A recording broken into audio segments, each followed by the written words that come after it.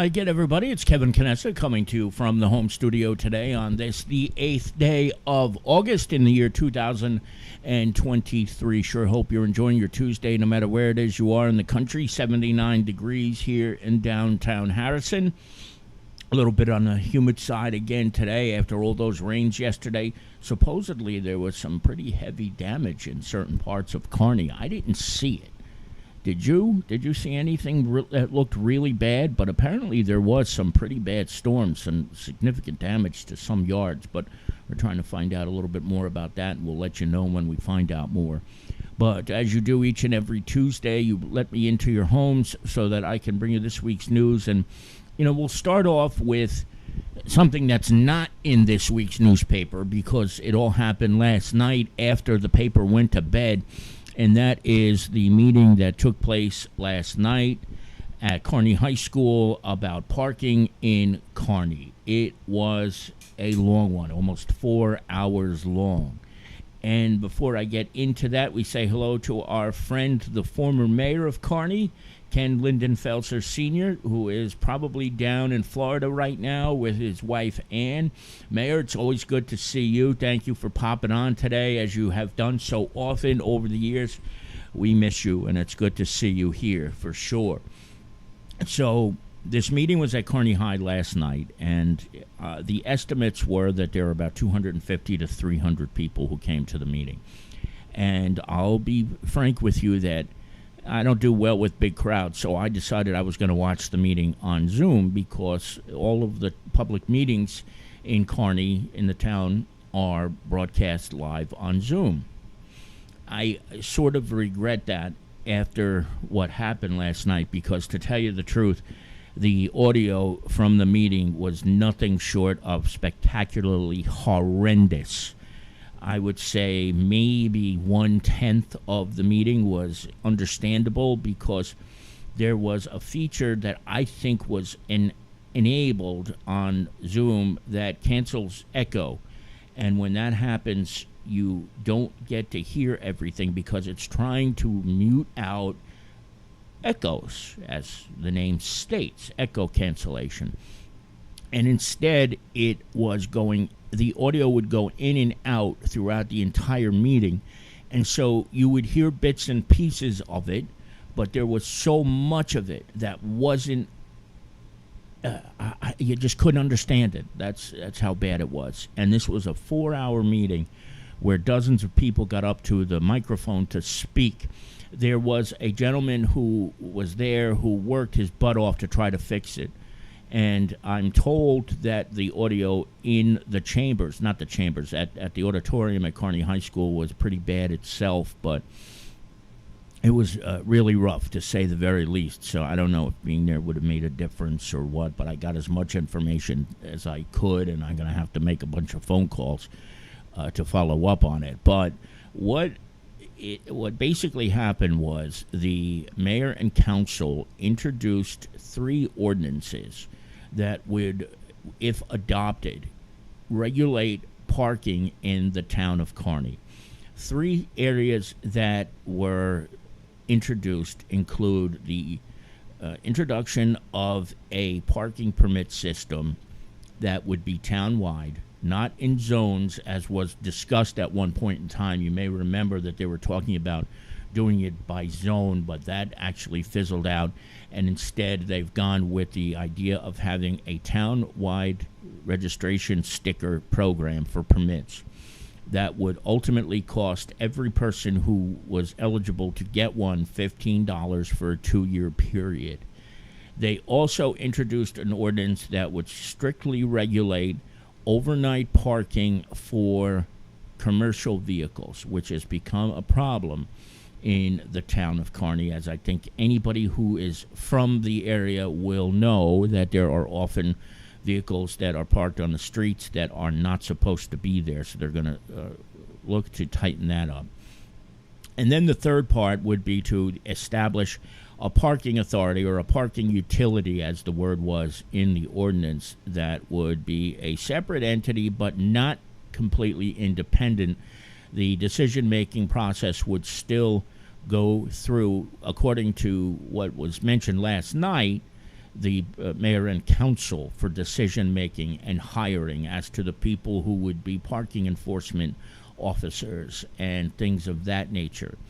So those were the three things that were put on the table.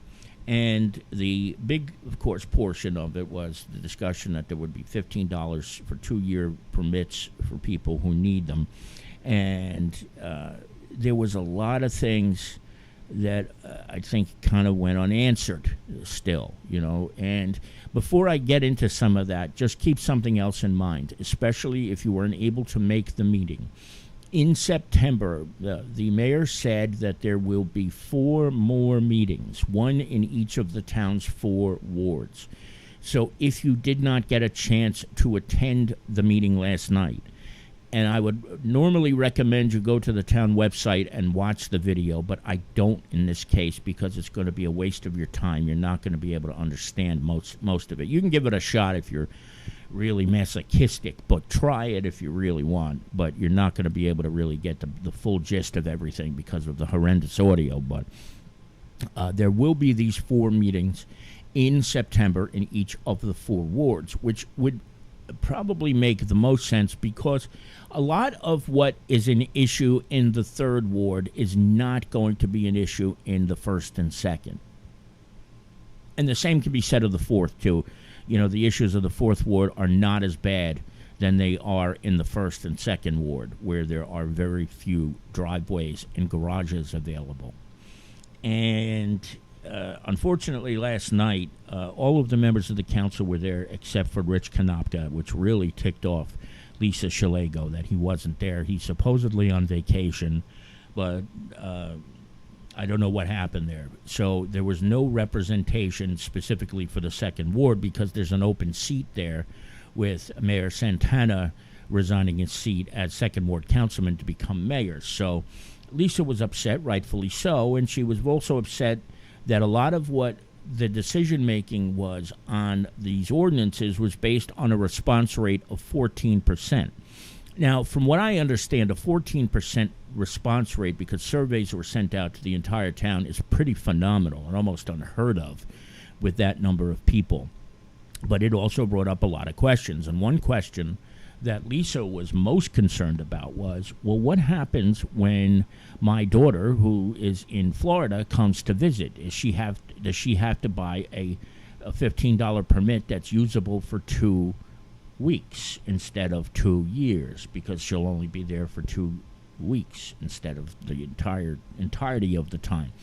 And some of the questions were answered, some weren't. And I don't want to get into that because I'm afraid that if I do, I'm going to give you misinformation because of the ducking in and out of the audio. So we got a lot. I still have a lot of homework to do to gather more information.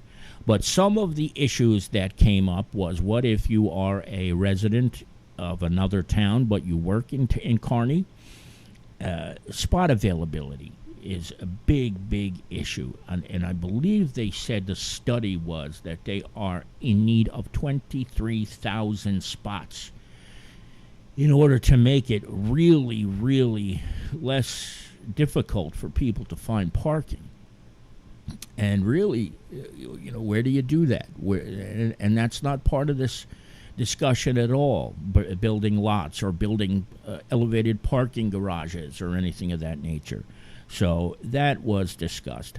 Also discussed at the meeting was when you think about the number of apartments that may be illegal in the town of Kearney, what happens there? That's also part of the reason why it's a sad reality, but there are apartments that probably are being rented illegally, and that automatically is going to cause more people to be parking on the street. So what happens in that case? You can't get a permit if you don't have a legal address. So there's a lot of questions still. I suspect that a lot of the questions are still to be answered at the 4 ward meetings, and there is much more on the table than we know. And the truth of the matter is, and I say this lightly because of the audio, but I don't know how many questions were really fully answered last night. Maybe they were.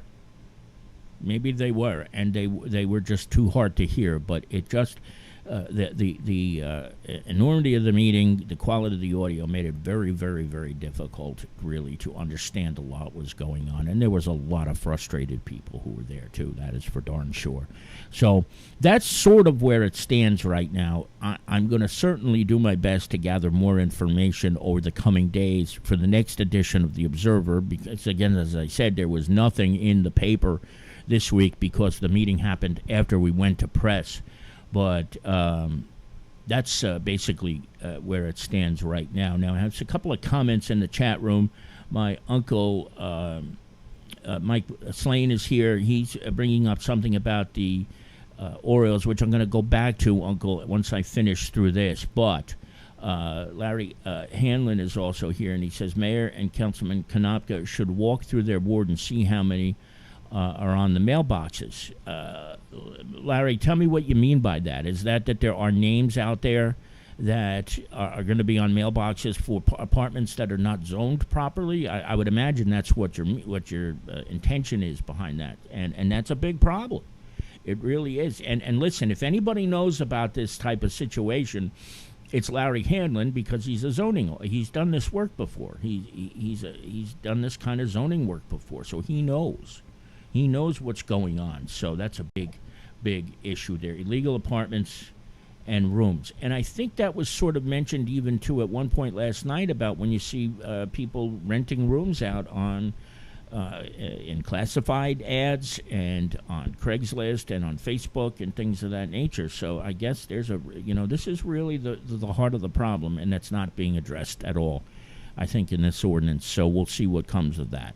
And Larry was very, very forceful in his speech last night when he got to the microphone, what I could understand of it. And Lisa Shalego was, and Brandy Lee Miller, and a whole bunch of others. I could just go rattling off all these names, but it just doesn't seem like there was much of a conclusion. But we'll do our best to get you much more based on the facts of what's coming down and what's along the pike. But remember, keep your eyes out open if you were not able to get to the meetings, or if you were able to get to the meetings and your questions weren't answered properly. There will be these 4 meetings in the 4 wards of Kearney in the next month in September. So we will let you know about those as soon as we do. Now, my uncle brought this up, and he put it in the chat. He said, how about the sweetheart in Baltimore, Peter Angelos? What a fool. Let me just give you a quick rundown on that real quick. There is a baseball announcer in Baltimore, for the Baltimore Orioles, and of course his name escapes me right now, but he made a very, very innocent comment about how poorly the Baltimore Orioles played in the last couple of years against the Tampa Bay Rays, and the owner of the team suspended the guy. All he did was basically speak facts. So that was a crazy situation. That poor guy, the announcer, got suspended for making very, very innocent comments about that, but I think the guy's supposedly coming back.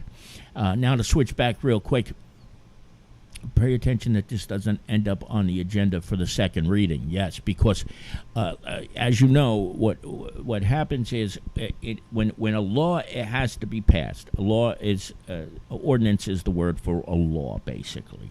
They open it up for introduction, which is what happened last night. There was a first reading. Then the town has to advertise the ordinance in the official newspapers for the town, which include the Star Ledger and the Jersey Journal. We're not an official newspaper because we are not audited, so we can't be considered an official newspaper, but they have to publish these legal notices in the Jersey Journal and or the Star Ledger.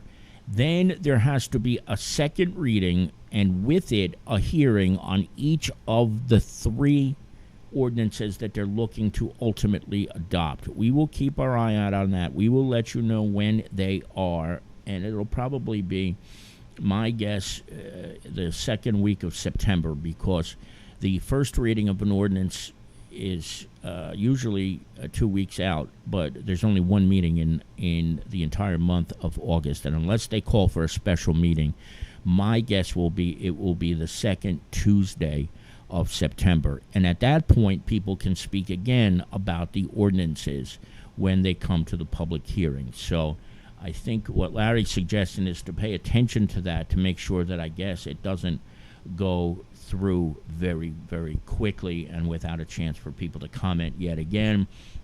But I'm not so sure that everybody on this council right now is in favor of the parking ordinances as they are right now. So we'll see what comes of that. I will speak with all members of the council as soon as I can and engage where they are. But I'm not fully sold yet that they're all on board with this right now.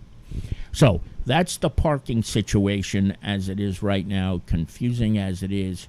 And there is certainly a lot more to come, and we will be there along the way with you, but we will do a better job with the audio, I hope. And again, I apologize that I wasn't able to get the full gist because it was just that bad. Now, this week's newspaper. On the front page, Sensational Summertime is the headline. And I had a chance to review some of the incredible programs that are going on in the town of Kearney over the summer months. I hope you'll check that out because, you know, there's always been this thought that when when June rolls around and school's finished, that's it. But there has been so many things. There have been so many things going on in Kearney over the summer months that have been planned and executed, and I hope you'll check it out because they did a phenomenal job over the summer months on these programs. Check it out on page number 1. As we did last week, profiled Mayor Peter Santana, who is the interim mayor of the town of Kearney right now. Mr. Santana will be running against at least Carol Jean Doyle, who is the council president, in November. And we had a chance to speak with Councilwoman Doyle as we did last week with Mayor Santana, and we have a profile of her 54 years of service to the town of Kearney, 26 of which or 27 of which are as an elected official. So I hope you'll check that out and read all about all of the things that she has done in her 54-year career as a resident of Kearney. She was born down the shore but moved up here and then married Norman Doyle Jr., the late Norman Doyle Jr. Watco has announced Puffs. Puffs is a show that will be the first one of the fall, so check that out. We have a couple of police items. Chris Manolis and Jordy Jean made an arrest of the punk who actually carjacked somebody in the parking lot of ShopRite in 2022, and there was a baby inside the car at the time of the carjacking. Some of you may recall that. Well, Jordy and Chris did a phenomenal job investigating. It took some time, it did. Investigations are not as quick as they are on television, and they were very succinct and able to get this guy off the streets, but he's a juvenile. And from what I've been told, he has got all the makings of a career criminal, but at least now he is off the streets. And a great job by Jordy and Chris getting this cleared. And Mike Guntarchuk has a whole bunch of blotter items that we've turned into smaller stories because they've been pretty intense over the last couple of weeks, including this where a drunk driver hit a family of 4 on Schuyler Avenue, and then he just sort of drove off. Real classy, isn't it? So drunk he didn't even know he hit anybody. There is a few towns in the area that have been given grants in order to fight the spotted lanternfly problem that you know exists, and you've probably seen one. Lisa saw one just the other day. I haven't seen one yet, but this is the month where they hatch and they get mature. Get ready to deal with these annoying pests. But 4 towns in the Observer's readership area have received $15,000 grants in order to fight the problem. So check that out. We also have a story briefly about the Ciccolini Brothers property in Nutley. Mayor Joseph Scarpelli says that the project to revitalize the property is well underway and going according to plan and schedule.